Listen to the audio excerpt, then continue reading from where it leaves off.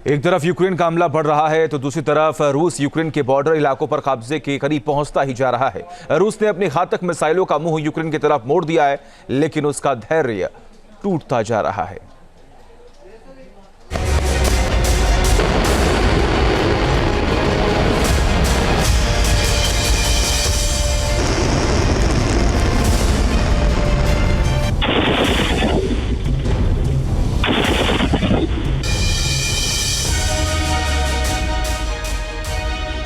Final प्रहार की तैयारी, रूस खत्म करेगा जंगी कहानी।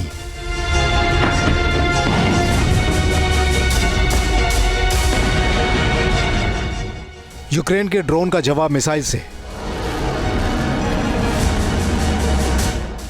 यूक्रेन के डीप ऑपरेशन का जवाब सटीक और घातक एक्शन से।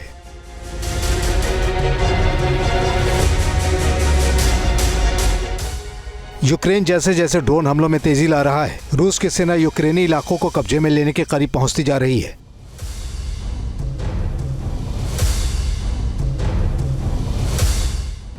इस ऑपरेशन को कवर देने के लिए रूस यूक्रेन के अंदरूनी इलाकों पर मिसाइल बरसा रहा है।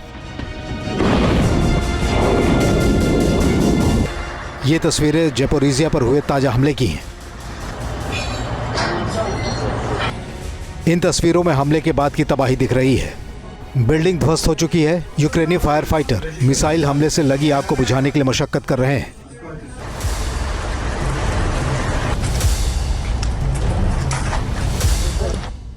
रूस ने ज़ेपोरिज़िया में मिसाइल और ड्रोन दोनों तरीके से हमला बोला है। हमलों में रिहायशी बिल्डिंग के अलावा पावर प्लांट भी पूरी तरह से तबाह हो गए हैं।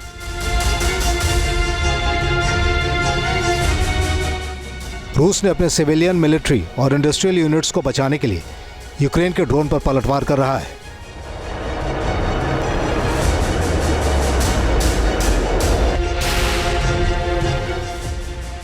रूस के एयर डिफेंस सिस्टम ने यूक्रेन के करीब 49 ड्रोन्स को इंटरसेप्ट कर हमले को नाकाम कर दिया है। यूक्रेन के हमलावर मिजाज को देखते हुए कई डिफेंस एक्सपर्ट मान रहे हैं कि रूस का धैर्य चूक रहा है।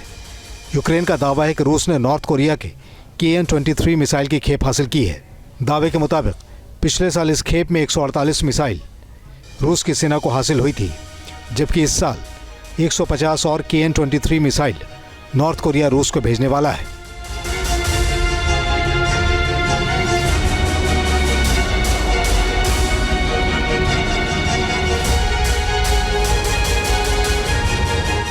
KN-23 short range ballistic missile है, जिसे यूक्रेन के खिलाफ रूस कुर्स्क और ब्रियांस्क ओब्लास्ट इलाके से लॉन्च कर रहा है।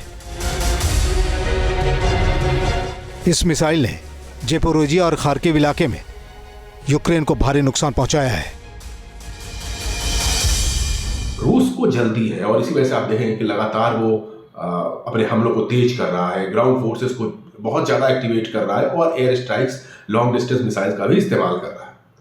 लेकिन इसके साथ ही साथ हम ये भी कह सकते हैं कि राष्ट्रपति पुतिन के वक्तव्यों से ये बात स्पष्ट है कि इस युद्ध को खत्म करने की जल्दबाजी में वो अपने कुछ सबसे खतरनाक हथियारों को भी बाहर ला सकते हैं। अब ये डिपेंड करेगा यूक्रेन के ऊपर कि उनका दांव कैसा होता है, क्योंकि इस टाइम पर एक भी गलत मूव यूक्रेन की बर्बादी का कारण बन सकता है। रूस के जखीरे में 2 और मिसाइल हैं। ये दोनों मिसाइल यूक्रेन के किसी भी शहर को बर्बाद करने की क्षमता रखते हैं। K915 इंटरमीडिएट बैलिस्टिक मिसाइल और Oreshnik hypersonic ballistic missile. Ukraine के खिलाफ इन दोनों के इस्तेमाल से रूस को गुरेज नहीं है। पिछले हफ्ते भी यूक्रेन ने दावा किया था कि रूस ने K915 मिसाइल कीव के ऊपर बरसाई थी, जिसमें 3 लोगों की मौत हो गई थी। K915 मिसाइल भी नॉर्थ कोरिया से ही रूस के जखीरे में आई है। रूस की संहारक ताकत पूरी दुनिया जानती है, लेकिन यूक्रेन जंग को अंजाम तक पहुंचाने के संकेत रूस ने दे दिए हैं। ऐसी खबरें आ रही हैं कि रूस अपने वोटकिंग्स प्लांट में ओरेशनिक मिसाइल के निर्माण में तेजी लाने वाला है। इस प्लांट का विस्तार हो रहा है, जिससे मिसाइल उत्पादन क्षमता में बढ़ोतरी हो सके।